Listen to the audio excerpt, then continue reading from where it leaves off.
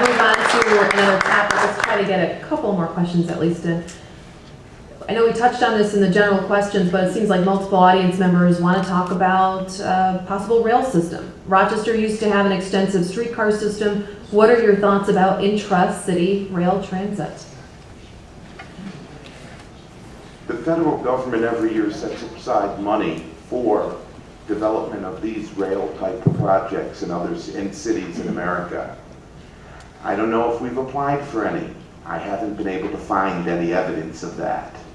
It's time that we started planning for that, applying for it, working towards it, and even if we have to build it section at a time, finding ways to put a rail system of some sort in, because rail is a fixed structure, and fixed structures bring development around them because they're not going to go anywhere. And when we put these improvements in, many cities, Little Rock, Arkansas, Portland, Maine, Portland, Oregon, have great systems that have done wonders for them economically. And I think, being the money is there, we should be applying for it, and we should be planning for it, because the future is not going to be the automobile. I want to agree with something that Alex said there that may have give me the impression I didn't agree with before. I do think that the future of cities, and in fact our country, is going to have to pull away from this entire reliance on the automobile. I agree with that as a long-term principle. And so as you talk about planning in terms to accommodate other options for transportation in our city, I think those are things we should do.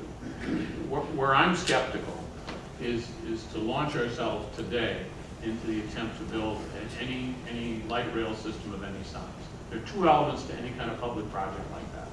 One is the capital cost to do it, which is often available from the federal government, and that's what he's saying. Although that's, as you know, those programs are on the chopping block in Washington right now. But the second aspect of it is operating funds, what it costs to operate it every year. And unless they're self-sustaining, and very few public transportation systems that I know of are, you have to be able to come up with the operating funds. And all I'm saying is, before we get ourselves into something here, we need to think about both sides of that.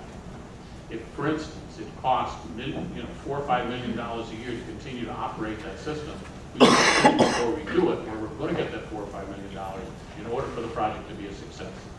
That's going to take a while, and it's going to take some thinking. But in the long run, I agree with Alex. In the long run, we have to plan our cities so that we're not totally dependent on automobiles for the next 100 years. Yeah, every time I go to a place like Washington, D.C. or Atlanta, Georgia, and use the light rail systems, I think, oh, what a wonderful idea. And then I go to Buffalo. And I recognize that it just doesn't work everywhere. You've got to have density. And certainly as a future plan for investment, I mean, we need to think about this. Even as a new urbanist, I don't necessarily subscribe to the point of view that high gas prices in and of themselves are going to drive people from the suburbs back into the city. Because we haven't even thought about how are they going to separate themselves from that big mortgage they got out of there in a declining area. Who's going to buy those houses that allows them to move back into the city?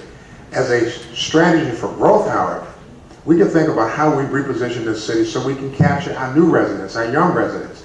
And part of that is things like bikes, trails, parks, light rail, schools.